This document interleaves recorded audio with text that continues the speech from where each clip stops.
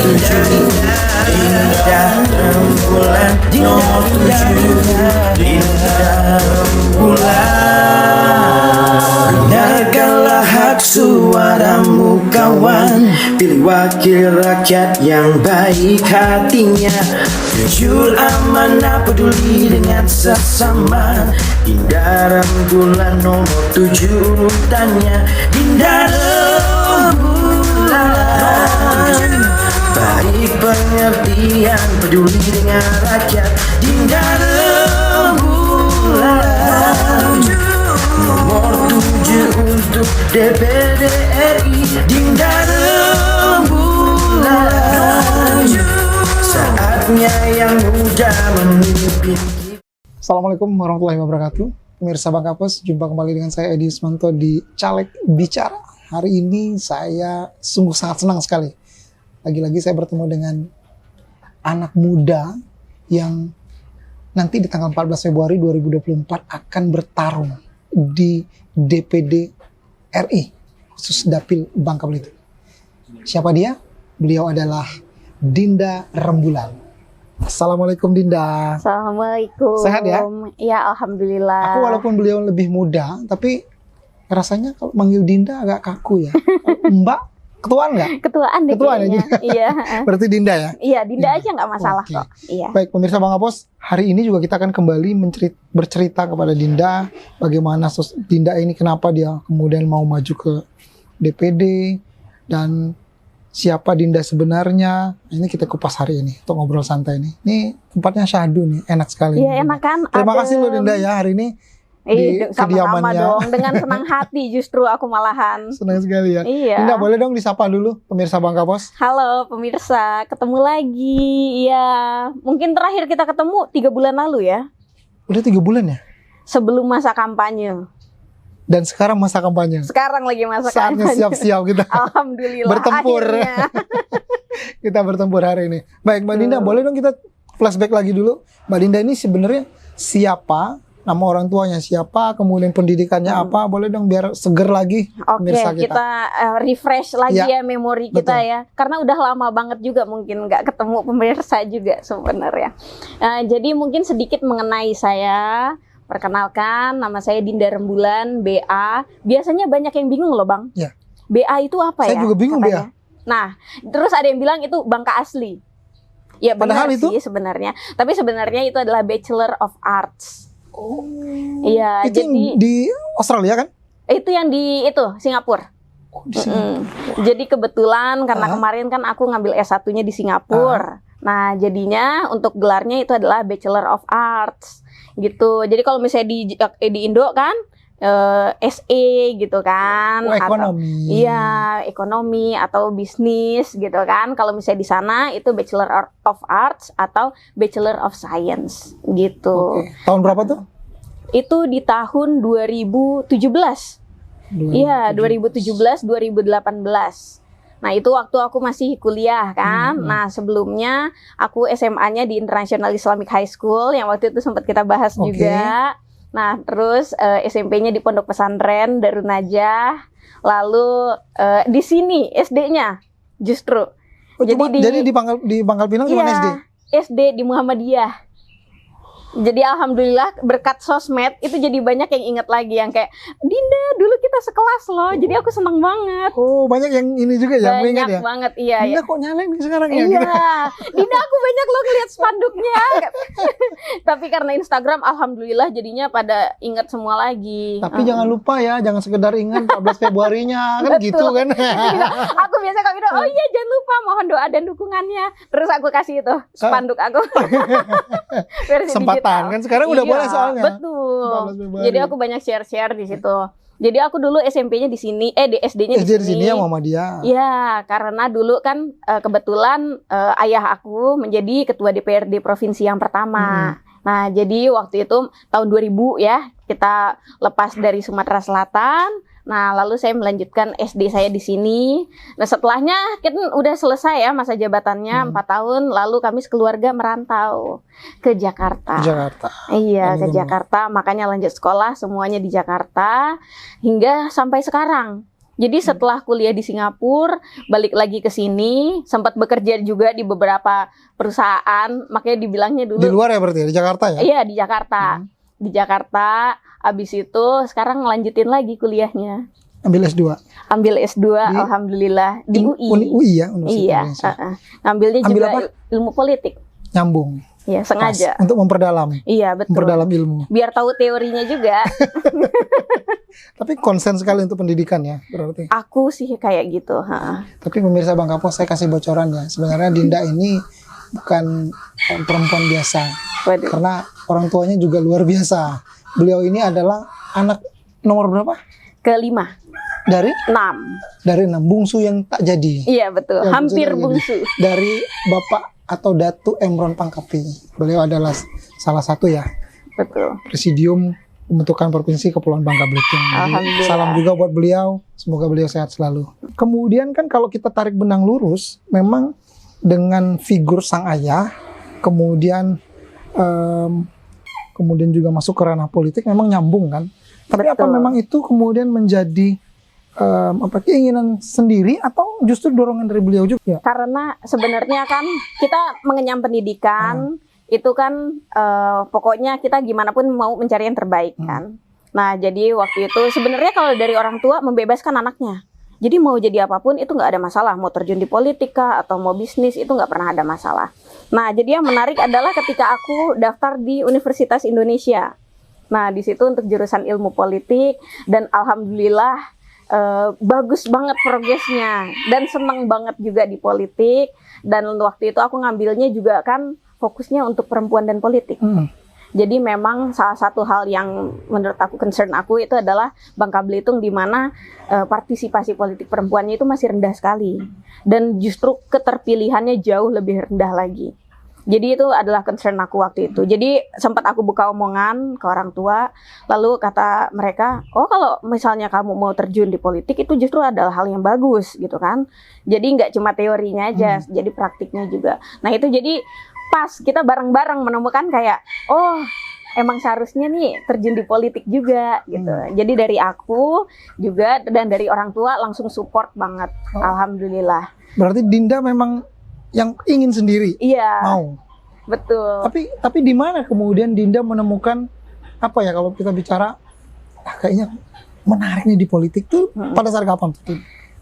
Iya, itu sebenarnya ya. Aku dari dulu mungkin memang sudah pengen terjun di politik, tapi mungkin kita kan nggak tahu ya mau kapan kan. Nah, mungkin bisa sekarang, mungkin bisa nanti, kita kan nggak tahu. Nah, tapi kan aku mempersiapkan diri aku, kalau misalnya terjun di politik itu harus matang, harus bagus, karena kan ini nggak main-main kan. Kalau kita udah terjun di politik itu udah bukan main-main lagi. Nah, jadi dari situlah mempersiapkan dan alhamdulillah waktunya pas juga. Ya udah kita langsung gitu kan. Oh iya di DPD paling cocok. Nggak terlalu terburu-buru kah? Kan usianya masih sangat muda loh. Dinda ini muda sekali loh pemirsa. Aku umurnya 28 tahun. Iya. Dan justru persyaratan untuk menjadi anggota DPD itu 21 tahun loh. Iya jadi Nggak, kan, tapi cenderung nih kalau anak-anak muda ya di usia yang 20 masih di bawah 30 kan cenderung agak ngapain sih gua harus situ, masih perlu having fun dengan teman-teman, masih mau main dulu. Ini udah ke situ nggak berat. Justru aku ngerasanya umur Justru aku lo? pas. Iya. Karena Kenapa nggak kan, dari dulu harusnya ya? mungkin aku sempat ada 25-an lah ya, kepikiran harusnya kayak 25-an gitu, ya. tapi enggak sih. Menurut aku sekarang yang paling pas. Karena justru yang kemarin itu kan aku masih awal kuliah juga kan di luar negeri, lalu balik ke sini juga kerja. Aku nggak pengen mencari jati diri dulu kan masa itu. Jadi sempat kerja di beberapa perusahaan juga. Jadi ya menurut aku itu adalah masa-masanya aku sendiri gitu. Nah kalau misalnya sekarang masanya aku untuk mengabdi justru. Dan Jadi sudah selesai. Dan pastinya ketika Dinda menyampaikan hajat keinginannya itu untuk maju ke dunia politik, orang tua support. Alhamdulillah. Bapak dan ibu Bapak, ibu, kakak, adik, support semua. iya semuanya, saudara.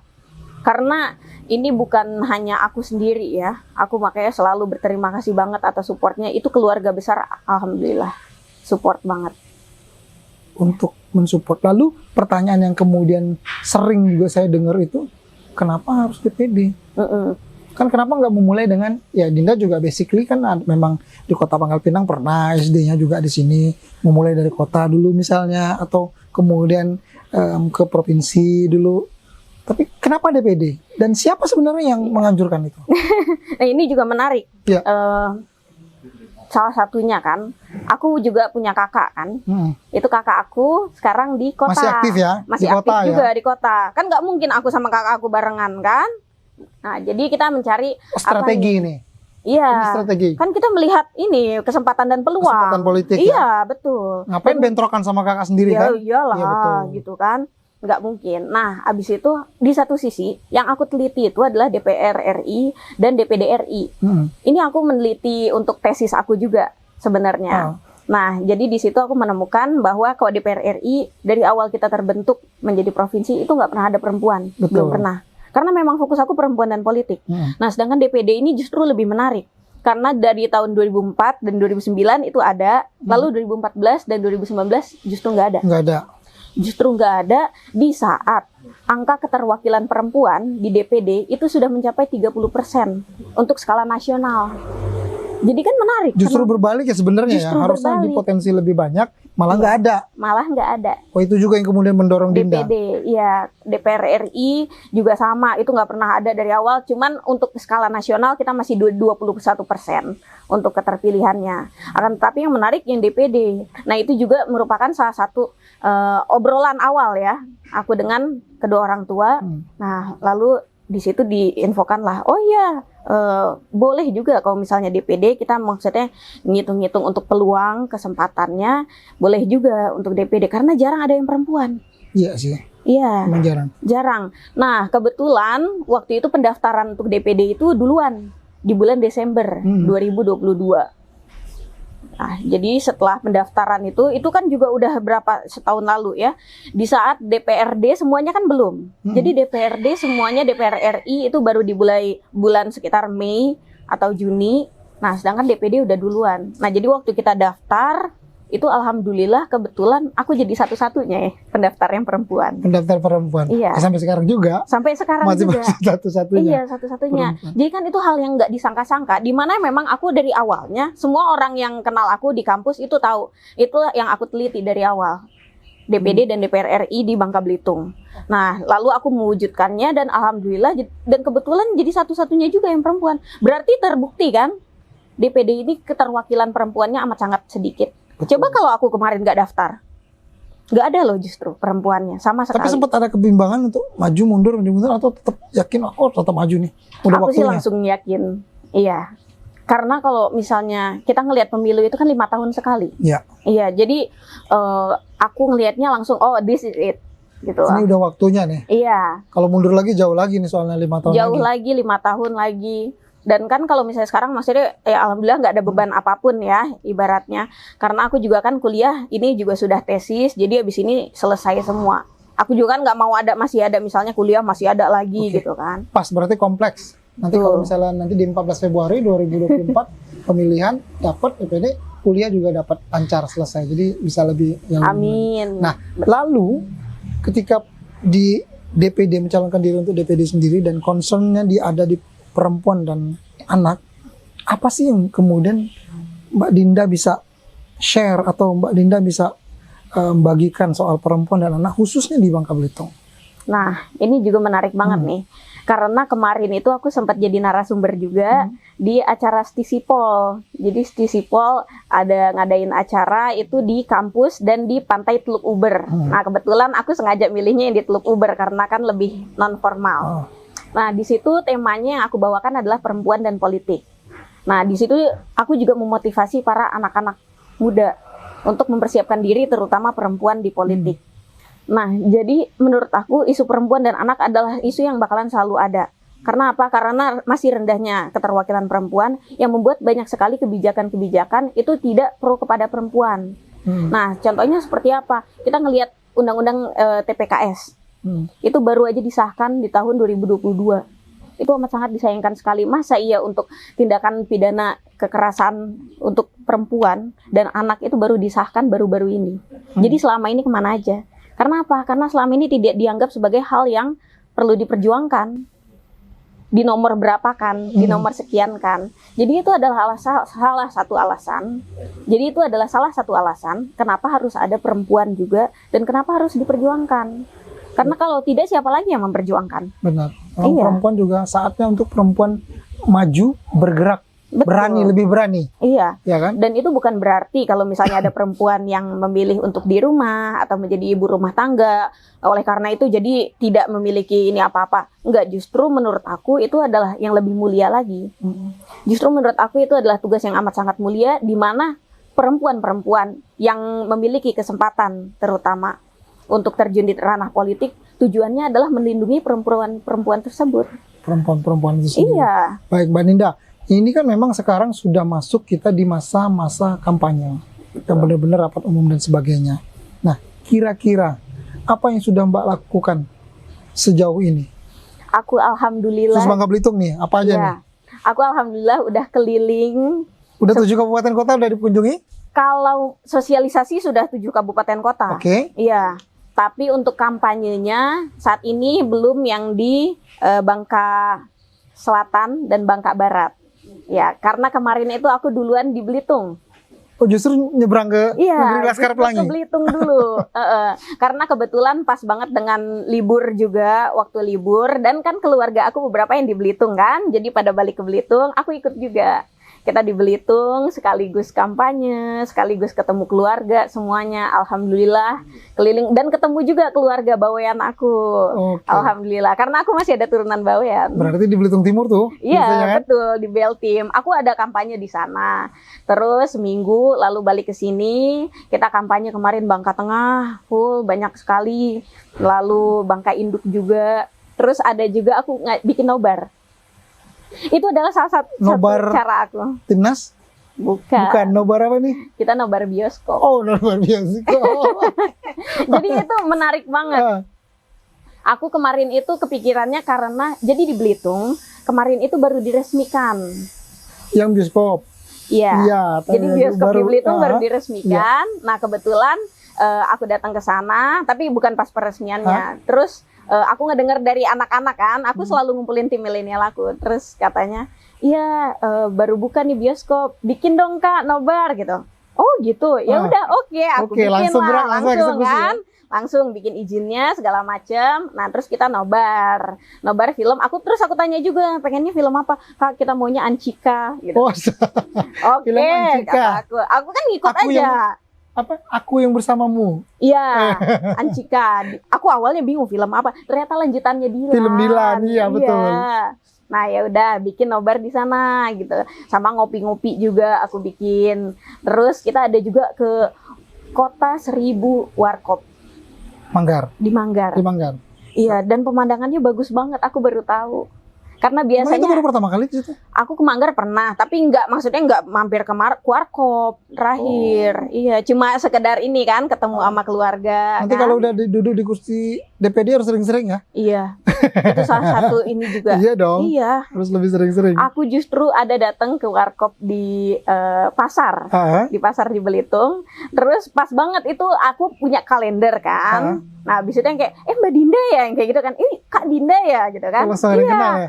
Langsung kenal. Ya udah kan. Oh yaudah deh, aku kasih kalender sekalian. kan. Langsung, nggak ada sebox Mbak, gitu. Nggak ada kata aku. Aku nggak bawa sebox. Jadi itu aku udah hari-hari terakhir kan. Itu habis semuanya. Jadi souvenir itu habis dan alhamdulillah antusiasme masyarakat di sana juga bagus banget. Baik. Itu juga yang aku senang. Itu yang di Belitung. Jadi mereka welcome lah ya. Alhamdulillah. Welcome. Karena memang selain beliau ini perempuan satu-satunya di DPD dan beliau ini anak muda. Jadi cepet chemistry-nya dengan milenial. Betul, Kan itu dia. alhamdulillah. Tapi ada strategi usul nggak sebenarnya? Yang jualannya apa sih sebenarnya Mbak Dinda ini? Jadi kalau aku ini kan majunya di PD ya, dalam artian mau pemilihnya dari manapun, siapapun itu nggak ada masalah. Jadi strategi aku khusus yang anak milenial itu di Instagram. Jadi kalau buka Instagram aku @dindarembulan itu biasanya ngelihat banyak giveaway. Giveaway itu untuk konser tiket, untuk bioskop. Tunggu itu everyday atau Enggak, per? tergantung ada event apa. Dan itu biasanya Berarti harus pantengin tuh. iya betul. Dinda. Dinda Rembulan. Dinda Rembulan. Iya, karena biasanya kalau misalnya ada juga yang nge-DM aku, Kak Dinda mau ada konser ini loh, bikin dong giveaway-nya. Nah biasanya aku bikinin giveaway, jadi langsung kok promotornya juga ngontak aku. Jadi sekarang aku banyak kenal promotor karena itu. Suka bikin giveaway. Jadi kemarin waktu ada Jamrud datang, ya pas banget kebetulan ada juga teman aku yang kenal sama drummernya. Jadi drummernya ada bikinin juga video kayak selamat ya untuk pemenang giveaway-nya. Oh, tapi benar-benar ini ya. Selain itu jualan apa lagi Mbak Dinda? Giveaway sih aku kebanyakan di medsos. Kalau ke masyarakat, apa Kalau sih ke kemudian masyarakat, yang menjadi jualannya Mbak Dinda di masyarakat untuk Bangka Belitung? Sebenarnya kalau dari masyarakat aku tuh banyak ngobrol langsung. Jadi aku memang strateginya yaitu untuk kampanye door to door. Jadi aku langsung ketemu mau dimanapun gitu kan, kita udah menjadwalkan itu langsung jadi sesi ngobrol. Nah dari situ tapi kebanyakan ibu-ibu. Ya. Iya. Apa yang kemudian didapat? Nah, kalau misalnya dari ibu-ibu, biasanya aku terutama kan perkenalan. Jadi mereka seneng ngelihat background pendidikan aku, terus lalu aku bahas juga soal gimana sih di Jakarta tuh aku jarang banget ngelihat putra-putri bubble. Dan tentunya aku mengharapkan ke depannya lebih banyak dong. Nah, di mana sebenarnya ada banyak banget program beasiswa, tapi jarang ada yang tahu. Nah, itu juga merupakan salah satu pendidikan ya? Pendidikan. Jadi dari situ ibu-ibu juga langsung seneng kan, oh iya benar, karena apa? Karena untuk anak-anak mereka, bapak-bapak pun kayak gitu, selalu yang kayak karena mereka kan memikirkan untuk anak-anak mereka, dan tentunya aku juga adalah sebagai contoh, karena aku pengen lebih banyak lagi justru, jangan cuma aku seorang justru kan, dia harus lebih banyak lagi yang mendapatkan pendidikan yang lebih baik lagi. Mungkin kalau misalnya dia nggak mau ya nggak masalah, tapi kita nggak tahu kan, mungkin ada di luar sana yang kayak aku dulu berencana aku pengen kuliah deh jauh-jauh, aku pengen sekolah deh yang kayak gini, yang kayak gitu. Tapi dari semua bidang, semua sektor itu, apa yang kemudian Mbak Dinda bisa dapat atau tangkap, bisa serap dari masyarakat? Mungkin dari sisi pendidikan, kemudian kesehatan, kemudian hal-hal yang lain yang notabene nanti itu juga akan Mbak Dinda kawal ketika nanti duduk di DPD. Untuk kesehatan kita alhamdulillah sudah memiliki program BPJS ya dari pusat. Nah, jadi sebenarnya ada juga program BPJS gratis. Itu juga aku dapatkan dari masyarakat di mana tidak menyasar semuanya. Nah, itu juga merupakan salah satu concern kita kan, di mana ya kalau misalnya ada program BPJS gratis harusnya kan ke masyarakat-masyarakat yang benar-benar membutuhkan. Karena apa? Jangan sampai di saat mereka sakit baru mereka biasanya kayak gitu. Jadi mungkin kita memiliki program BPJS tapi tidak pernah dibayar. Jadi ketika sakit justru banyaknya tunggakan. Nah itu merupakan salah satu concernnya juga. Jadi kita coba kawal untuk program BPJS. Kalau memang ada yang gratis ditempatkan supaya programnya itu untuk kesehatan tepat sasaran. Ya, gitu. lebih tepat sasaran. Lalu bagaimana dengan yang sektor-sektor lain? Notabene Bangka Belitung ada pertambangan, ada pariwisata, industri. Betul sekali. Nah, kemarin aku sempat juga datang jadi dia itu limbah pohon sawit dijadikan untuk bahan bakar PLTU. Iya. Briket. Tapi dari limbah kelapa sawit. Iya, jadi nggak pakai batu bara. Cangkang sawit. Pohon-pohon. Iya. Iya, pohon-pohon. Kayak gitu. Iya, tapi itu berpotensi ya. Iya. Jadi untuk sumber daya yang terbarukan. Pengelolaan sumber daya terbarukan itu harus dikembangkan kembali. Iya, betul. Ya, jadi ada potensi-potensi baru yang nanti notabene akan dikembangkan lebih baik lagi. Itu juga akan menjadi misinya Mbak Dinda. Tentu saja. Pariwisata pasti. Iya dong. Dan sebenarnya aku juga sempat tanya ke yang milenial. Aku selalu tanyanya tuh pasti ke tim-tim aku. Gimana sih menurut kalian pariwisata bagus kan gitu. Terus iya Mbak bagus banget sebenarnya, kita tuh pengen banget kalau misalnya rame. Terus aku bilang juga tapi ada efeknya juga loh, efek buruknya kalau misalnya rame. Ya mungkin terlalu banyak wisatawan, mungkin ya ada juga efek buruknya jadi jelek lama-kelamaan seperti itu. Terus untuk kalian masalah nggak dengan ada banyaknya wisatawan gitu? Ada efeknya seperti Bali gitu misalnya. Nah terus dari mereka ya kita nggak masalah sebenarnya. Jadi kalau misalnya anak muda itu fine, ya. Justru malah lebih senang kali sebenarnya Lebih ramai, kalau kan? anak muda. Ya, tapi kan kita nggak bisa tiba-tiba kayak bikin beach club di mana-mana juga Betul, kan. betul. Nggak langsung kayak gitu. Tapi ya mungkin kita bisa pelan-pelan. Ya untuk ya apa misalnya kafe. Sekarang udah banyak juga kafe bagus di Belitung. Kita tingkatkan lagi pariwisatanya dengan apa? Kita ngelihat mungkin tiket pesawat juga kan sekarang udah murah ke Belitung. Seperti itu. Udah lumayan terjangkau. Ya. Udah jauh lebih lumayan.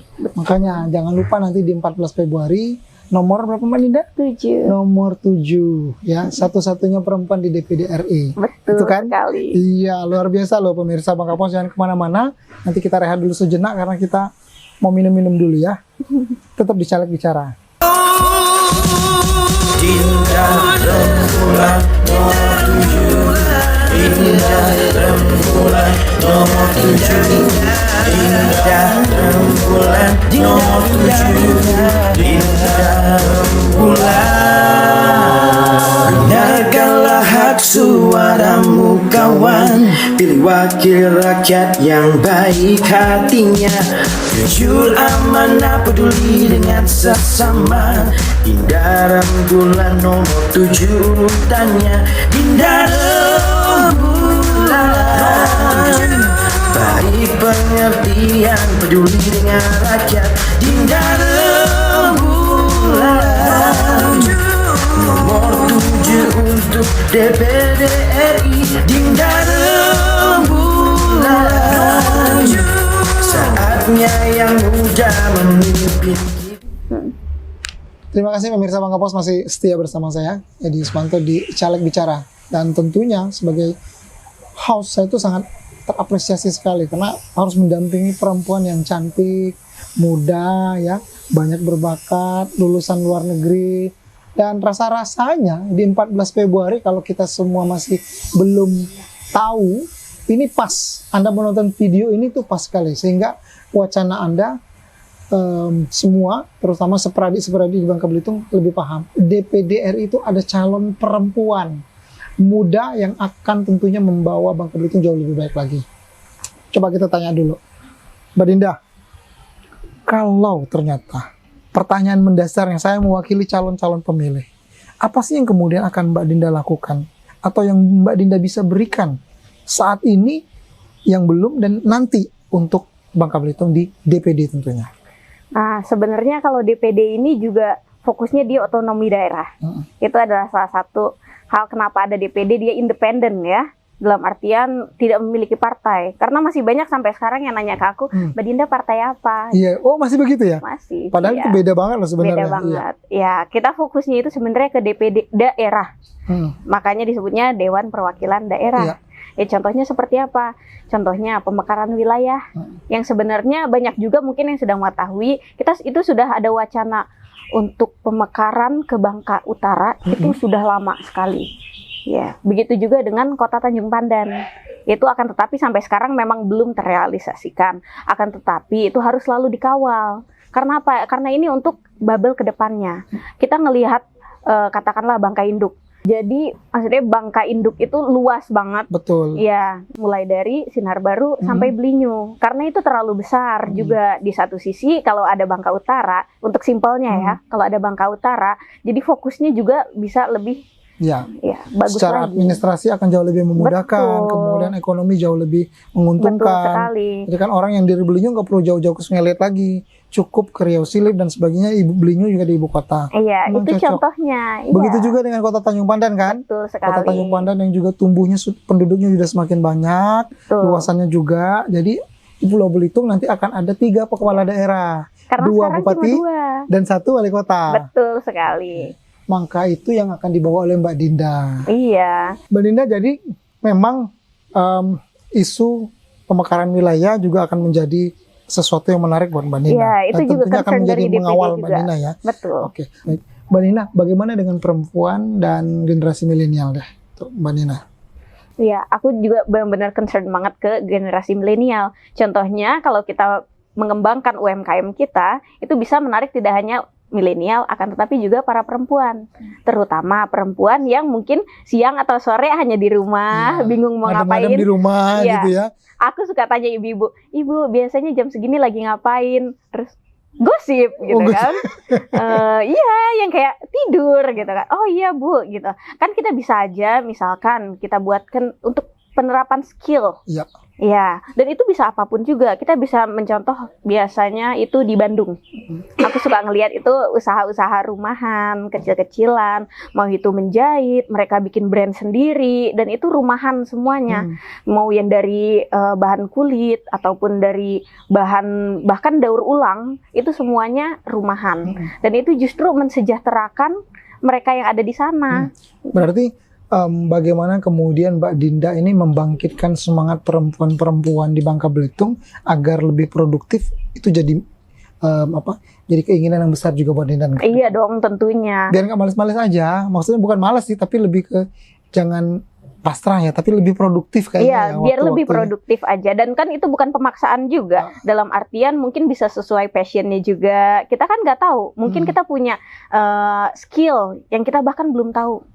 Betul. Iya. Makanya perlu pendorong ya, kita perlu Betul. mendorong agar nanti disiapkan Kita kan wadahnya. cukup mendorong, mempersiapkan, dan ujung-ujungnya kan Itu dari include juga mereka dengan sendiri. generasi milenial dong. Iya anak muda. dong, tentunya. Apalagi terutama anak-anak muda yang setelah sekolah nggak tahu mau ngapain.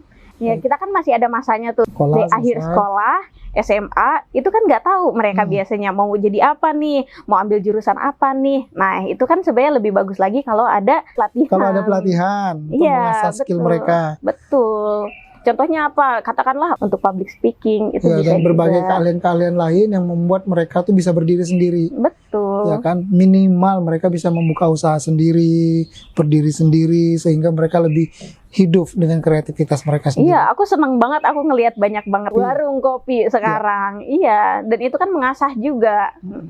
Dan itu bukti bahwa anak-anak muda sekarang itu kreatif. Betul. Jauh lebih kreatif daripada aku. Karena aku ngelihat TikTok aja mereka bisa kreatif itu. Aku itu nyoba nggak bisa Buat TikTok. buat TikTok. Aku ada bikin di Reels aku di Instagram dan itu teman-teman aku langsung bikin sendiri ya.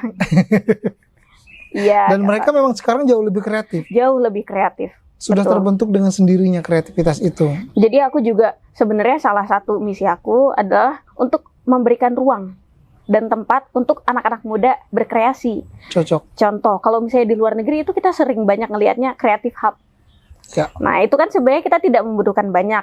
Ada satu space, bisa ada co-working space, bisa ada tempat-tempat untuk laptop, kan, untuk komputer, ada perpustakaannya, lalu ada studio, atau mungkin ada alat musik juga. Itu adalah hal-hal tergantung dari passionnya biasanya apa nih di daerah tersebut. Oke, itu pemirsa Bangka Pos. Banyak sekali yang akan dilakukan oleh Mbak Dinda Rembulan. Jadi tunggu apa lagi? Di 14 Februari Anda jangan lupa untuk cek di kertas suara DPD RI nomor 7.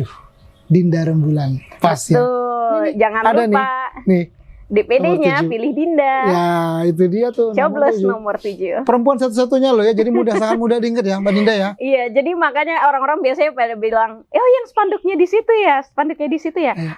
Karena yang penting orang tahu gambar aku. Dan nggak berubah loh. Memang identitasnya warnanya ini terus. Warnanya ini terus, tapi badannya aja melebar. Saking terlalu seringnya kampanye, jadi sehari itu bisa ke banyak rumah dan alhamdulillah banyak disuguhkan juga Oh oleh gitu. tuan rumah. Padahal harusnya semakin banyak gerak kan semakin ringan. Itu aku mikirnya kayak gitu di Kok awal. kebalik ya ini ya? Kebalik. Jadi ternyata aku sehari bisa makan 5-6 kali sekarang. Itu mungkin karena Mbak Dinda ikhlas berjuang di jalur untuk Bangka Belitung. Alhamdulillah. Ya, seneng juga aku. Aku kan nggak mungkin nolak kalau ditawarin ya. Baik pemirsa Bangka Pos, itu dia bincang-bincang kita. Kira-kira Mbak Dinda apa lagi yang kemudian pengen Mbak Dinda suguhkan atau Mbak Dinda kasih berikan kepada Bangka Belitung? Aku sebenarnya punya pesan sih Ya. untuk para milenial ataupun Gen Z. Sebenarnya kita ini sedang menuju ke Indonesia Emas 2024. Ini selalu aku bilang juga dimanapun kepada para Gen Z dan juga milenial, persiapkan diri kalian untuk menjadi lebih baik lagi. Karena apa? Karena Indonesia Emas di tahun 2045 itu adalah tahun-tahunnya kita semua. Dalam artian, mungkin pemerintahan udah bukan yang sekarang lagi. Mungkin sekarang sudah berubah di 21 tahun mendatang. Jadi persiapkanlah diri kalian sebaik mungkin, stay in school, dan upgrade your skills all the time. Wah, luar biasa. Tapi itu bukan closing. Closing yang sebenarnya ini dia, Mbak Dinda. Kita mau dong Mbak Dinda. Apa Mbak tuh? Dinda closing kemudian kan 14 Februari udah nggak lama lagi nih. Kasih dong wejangan yang tepat. Yang benar-benar membangkitkan semangat untuk di pemirsa Bangka Pos, khususnya calon-calon pemilih di 14 Februari 2024 mendatang. Sepradi dan saudara sebangka Belitung, jangan lupa datang ke TPS di tanggal 14 Februari 2024. Pilihlah sesuai hati nurani kalian, dan jangan lupa siapapun presidennya, Dinda Rembulan DPD-nya. Baik pemirsa Bangka Pos, itu tadi obrolan kita dengan Dinda Rembulan. Jangan lupa 14 Februari 2024. Anda termasuk saya juga akan menggunakan hak suara kita. Jadi datang ke TPS, perhatikan pilihannya. Ada 5 pilihan. Presiden, DPR RI, DPD RI, DPR Provinsi, dan Kota. Tapi kalau DPD, Anda sudah tahu kan? Apa ini? Iya, ini dia. Dinda Rembulan, nomor 7. Sekali lagi, silakan tentukan semuanya dengan hati nurani Anda sendiri. Saya Edi, pamit undur diri. Kita jumpa di Caleg Bicara berikutnya. Assalamualaikum warahmatullahi wabarakatuh. Dinda Rembulan nomor 7. Dinda Rembulan nomor 7. Dinda Rembulan nomor 7. Dinda Rembulan. Dengarkanlah hak suaramu kawan. Pilih wakil rakyat yang baik hatinya, jujur, amanah, peduli dengan sesama. Dinda Rembulan nomor 7 tanya. Dinda Rembulan, baik pengertian, peduli dengan rakyat. Dinda Rembulan nomor 7 untuk DPD RI. Dinda Rembulan, saatnya yang muda memimpin kita. Dinda Rembulan, buat bubble berjaya di Indonesia. Bisa jadi teman untuk siapa saja, pendengar yang baik untuk para rakyatnya, dekat dengan para milenial. Dinda Rembulan, lanjutkanlah perjuangannya. Dinda Rembulan, baik pengertian, peduli dengan rakyat. Dinda Rembulan nomor 7 untuk DPD RI. Dinda Rembulan.